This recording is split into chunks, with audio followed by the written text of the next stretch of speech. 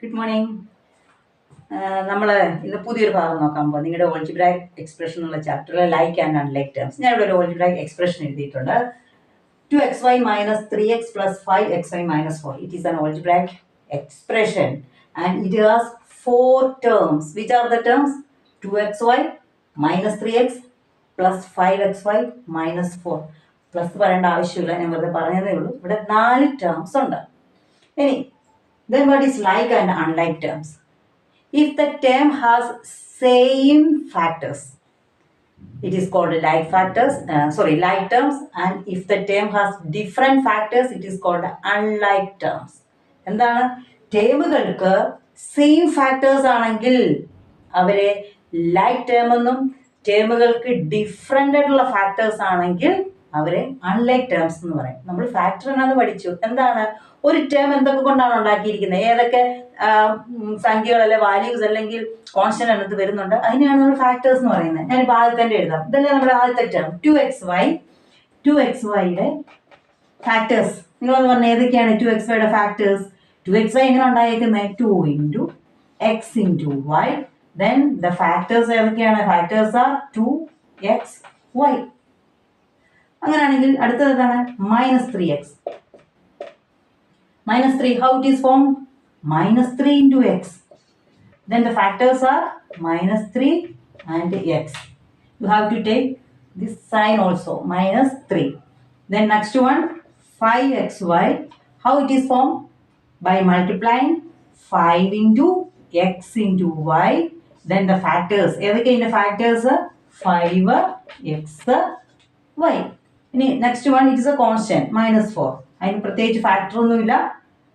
Factor എത്ര തന്നെയുള്ളൂ? -4 തന്നെയുള്ളൂ അതിന്റെ ഫാക്ടർ. ഇനി നമ്മൾ പറഞ്ഞ തന്നെയാണ് ലൈക്ക് ടേംസ് എന്ന് പറഞ്ഞാലാണ് ഫാക്ടേഴ്സ് സെയിം ആണെങ്കിൽ, രണ്ട് ടേം എടുത്തിട്ട് അവരുടെ ഫാക്ടേഴ്സ് സെയിം ആണെങ്കിൽ അത് ലൈക്കാ. നമുക്കിവിടെ നോക്കാം. അതിന് എക്സാമ്പിൾ ഞാൻ ഇവരെ രണ്ടുപേരെ എടുക്കാൻ പോവാണ്, നിങ്ങൾക്ക് പെട്ടെന്ന് മനസ്സിലാകാൻ വേണ്ടി. അവരെ രണ്ടുപേരും മാത്രം എടുക്കുക.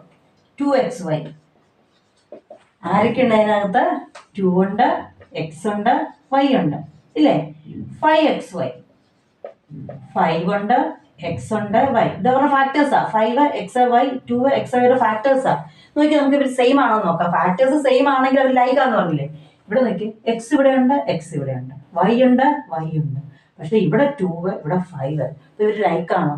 ലൈക്കാണ്. എങ്ങനെ? ഇവരുടെ ഓൾജിബ്രാക് ഫാക്ടേഴ്സ് മാത്രം സെയിം ആയാൽ മതി. നമ്മൾ ന്യൂമറിക്കൽ ഫാക്ടേഴ്സ് നോക്കേണ്ട ആവശ്യമില്ല. ന്യൂമറിക്കൽ ഫാക്ടേഴ്സ് എത്ര ആയിക്കോട്ടെ, സെയിം ആയിക്കോട്ടെ, 2 2 ആയിക്കോട്ടെ, അല്ലെ 5 ആയിക്കോട്ടെ, ഡിഫറെന്റ് ആയിക്കോട്ടെ, നമ്മൾ അത് നോക്കേണ്ട ആവശ്യമില്ല. നമുക്ക് എന്ത് നോക്കിയാൽ മതി? Algebraic factors. ഓൾജിബ്രാക് ഫാക്ടേഴ്സ് എന്ന് പറഞ്ഞാൽ അറിയാമല്ലോ, ഈ ഫാക്ടേഴ്സ് സംഖ്യകളല്ലാത്തത്. അത് സെയിം ആണെങ്കിൽ ഇവിടെ 2 സെയിം ആണ്, ഇവിടെ 2 സെയിം ആണ്. അതുകൊണ്ട് ദീസ് ആർ ലൈക്ക് ടേംസ്. അപ്പൊ 2xy ആൻഡ് 5xy ആർ എന്ത് ടേംസ് നമുക്ക് പറയാം? They are like terms. മനസ്സിലായില്ലേ മക്കളെ? ഇത്രയേ ഉള്ളൂ. അവരുടെ ഓൾജിബ്രാക് ഫാക്ടേഴ്സ് മാത്രം നോക്കിയാൽ മതി. ഫാക്ടേഴ്സ് എന്നാന്ന് മനസ്സിലായല്ലോ. ഇതെന്തൊക്കെ വെച്ചിട്ടാണ് ഈ സംഖ്യ ഉണ്ടായിരിക്കുന്നത്, അല്ലെ ഈ ടേം ഉണ്ടായിരിക്കുന്നത്. അപ്പൊ അത് നമുക്ക് ലൈക്ക് ടേം ആണ് കിട്ടി. അങ്ങനെയാണെങ്കിൽ ഞാൻ അടുത്ത രണ്ടെണ്ണം എഴുതാം. ഇതൊന്ന് തൂക്കുക. അടുത്ത ഞാൻ ഇവര് രണ്ടുകൂടെ നോക്കാൻ പോവാം. ഏതൊക്കെ? 2xyയും വെറും 3x അല്ല, -3x. ഓക്കെ, 2xy എങ്ങനെയൊക്കെ ഉണ്ടാക്കിയിരിക്കുന്നത്? ഏതൊക്കെയാണ് അവരുടെ factors? The factors are 2x and y. And -3xന്റെ ഫാക്ടേഴ്സ് ഏതൊക്കെയാണ്? -3x. ഇവിടെ നോക്കിയാൽ സെയിം ഉണ്ടോ? എക്സും എക്സും സെയിം ഉണ്ട്. പക്ഷെ ഇവിടെ y ഉണ്ട്, ഇവിടെ എന്തില്ല? y ഇല്ല. അപ്പൊ നിങ്ങൾക്ക് കാണുമ്പോൾ തന്നെ മനസ്സിലായി ഇതെന്ത് ഫാക്ടറാണ്? എന്ത് ടേംസ് ആണ്? അൺലൈക്ക് ടേംസ് ആണ്. ആരൊക്കെ? 2xy and -3x are unlike.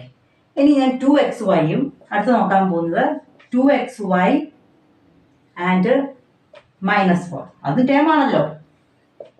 ഇവരുടെ ഫാക്ടേഴ്സ് ഏതൊക്കെയാണ്? 2 ഉണ്ട്, x ഉണ്ട്, y ഉണ്ട്. ഇവർക്ക് ആര് മാത്രമേ ഉള്ളൂ?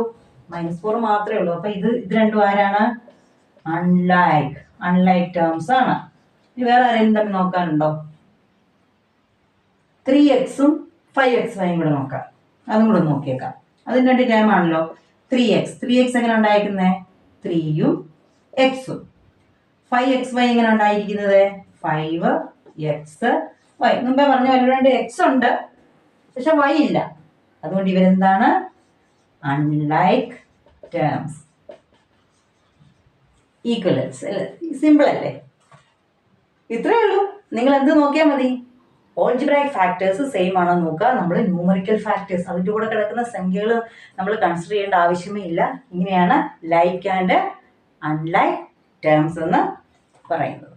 ഓക്കെ, നമുക്കിനി അടുത്തൊരു ഭാഗത്തേക്ക് പോകാം.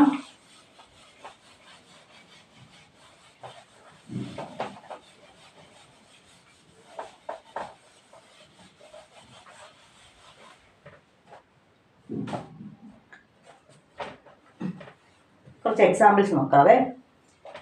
7xy minus 3x 4 minus 5mn. ഇവിടെ 4 ടേംസ് ഞാൻ എഴുതിയിട്ടുണ്ട്. ഒന്ന് 7xy മൈനസ് 3x, 4 ഒരു ടേം ആണ് അല്ലേ? 4 ഒരു ടേം ആണ്, കോൺസ്റ്റന്റ് ആണേ ഉള്ളൂ. -5. ഇവർക്കൊക്കെ എത്ര ടേംസ് ഉണ്ട് ഇവരിൽ? ഇവർക്ക് ആരേ ഉള്ളൂ? ഇത് ഒരാളേ ഉള്ളൂ, ഒരെണ്ണം. ഇവിടെ നോക്കിയപ്പോഴും ഇവർ മാത്രമേ ഉള്ളൂ. ഇത് എക്സ്പ്രഷൻ അല്ല, ഇത് ഓരോ ടേംസ് ആണ്. ഇത് 4. ഇങ്ങനെ ഒരു ടേം മാത്രമേ ഉള്ളെങ്കിൽ അവരെന്ത് പറയുന്നത്? മോണോമിയൽ എന്ന് പറയും. എന്താണ്? മോണോമിയൽ. ഒറ്റ ടേംസേ ഉള്ളൂ ഇവിടെ. ഇതൊരു ടേം, ഇതൊരു ടേം, ഇതൊരു ടേം, ഇങ്ങനെയുള്ളതിന് പറയുന്ന പേരാണ് monomial. x plus y m minus 5 mn plus 4m.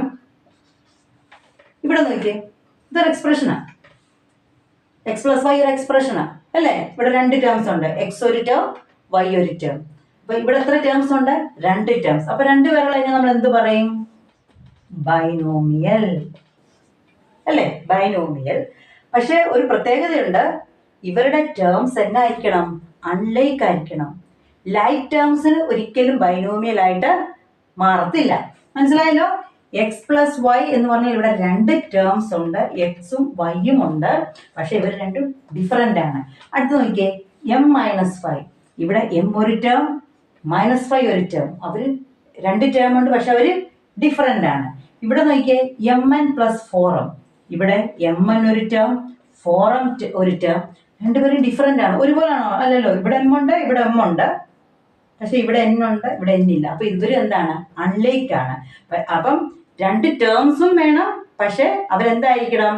But the term should be unlike. നമ്മളിപ്പോ ലൈക്കും അൺലൈക്കും പഠിച്ചില്ലേ? അൺലൈക്ക് ആണ്. അങ്ങനെയാണെങ്കിൽ അവരെ എന്ത് പറയും? ബൈനോമിയൽ ടേംസ് എന്ന് പറയും. അങ്ങനെ ആകുമ്പോൾ 3 എണ്ണം വരുമ്പോ എന്ത് പറയും? എല്ലാവർക്കും പറഞ്ഞേ, ട്രൈനോമിയൽ. നമുക്ക് നോക്കാം. a plus B plus 5. നോക്കിയേ, 3 ടേംസ് ഉണ്ട്, 3ഉം ഡിഫറെന്റ് ആണ്. അടുത്ത് നോക്കിയേ, A B plus A plus B. ഇതെല്ലാം ട്രൈനോമിയൽ.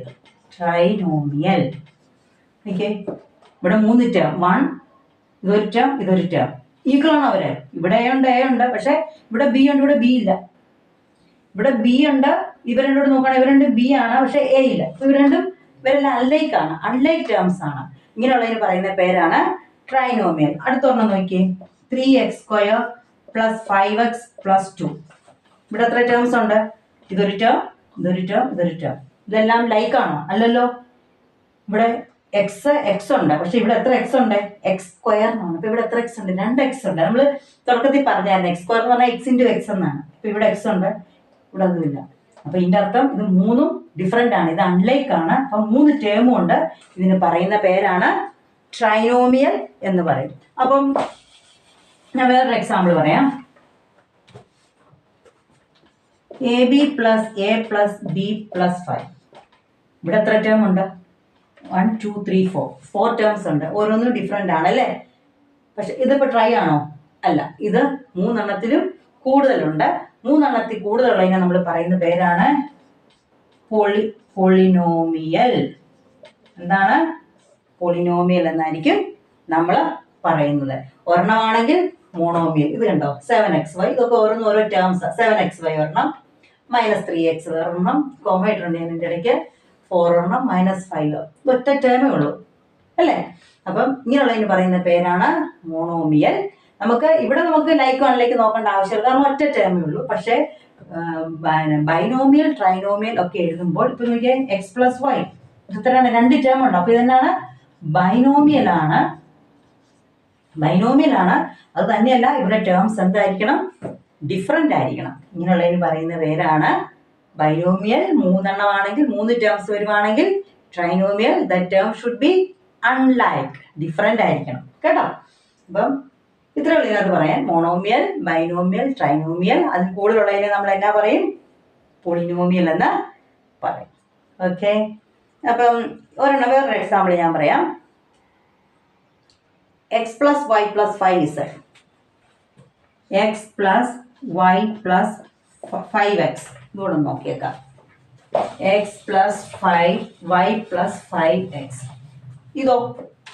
ഇതെത്ര, ഇതെന്നതായിരിക്കും? നിങ്ങൾ പറയും 3 ടേം, 1 2 3 3 ടേം ഉണ്ട്. ഒന്ന് നിങ്ങൾ ഉടനെ പറയും എന്നാണ്, ട്രൈനോമിയൽ ആണെന്ന് പറയും. ഇത് ട്രൈനോമിയൽ അല്ല.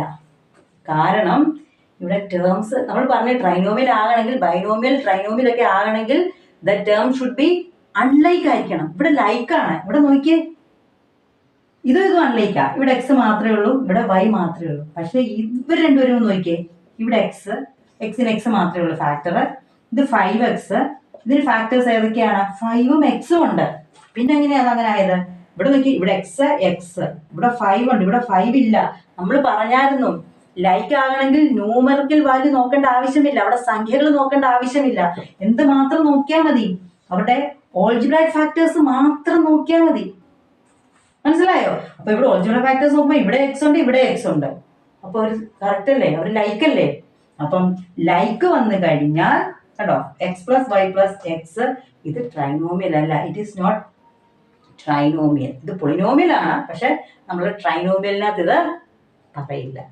മനസ്സിലായില്ല? അപ്പം മോണോമിയൽ, ബൈനോമിയൽ ഒക്കെ ചോദിക്കുമ്പോൾ, ബൈനോമിയൽ ട്രൈനോമിയൽ ഒക്കെ ചോദിക്കുമ്പോൾ ഇങ്ങനെ ട്രൈനോമിയൽ ആണോ എന്നൊക്കെ ചോദിക്കും. നിങ്ങൾ ഈ കാര്യം കൂടെ നോക്കണം. ബൈനോമിയലും ട്രൈനോമിയലും ചെയ്യുമ്പോൾ ഇതും കൂടെ ശ്രദ്ധിക്കണം. എന്ത്, ഇത് ലൈക്ക് ആണോ അൺലൈക്ക് ആണോ എന്ന്. നിങ്ങൾക്ക് സംശയം ഉണ്ടെങ്കിൽ നിങ്ങൾ എഴുതി ഇതുപോലെ എഴുതി നോക്കണം കേട്ടോ. അപ്പൊ ഇതിന്റെ ഓൾജിബ്രായിക് ഫാക്ടേഴ്സ് മാത്രം സെയിം ആയാൽ മതി, നമുക്ക് ന്യൂമറിക്കൽ ഫാക്ടർ കൺസിഡർ ചെയ്യേണ്ട ആവശ്യമില്ല. മനസ്സിലായില്ലേ മക്കളെ? അപ്പൊ ഇതൊന്ന് ഈ വീഡിയോ 2 പ്രാവശ്യം കാണും കേട്ടോ, എന്നാലേ നിങ്ങൾക്ക് മനസ്സിലാകത്തുള്ളൂ. ഇതിന്റെ പ്രോബ്ലംസ് ചെയ്യുമ്പോൾ നിങ്ങൾക്ക് ഇത് ഈസി ആയിട്ട് മനസ്സിലാകും. ഇപ്പൊ ലൈക്ക് ആൻഡ് അൺലൈക്ക് എന്താണെന്ന് മാത്രം അറിഞ്ഞിരിക്കുക. Okay, thank you.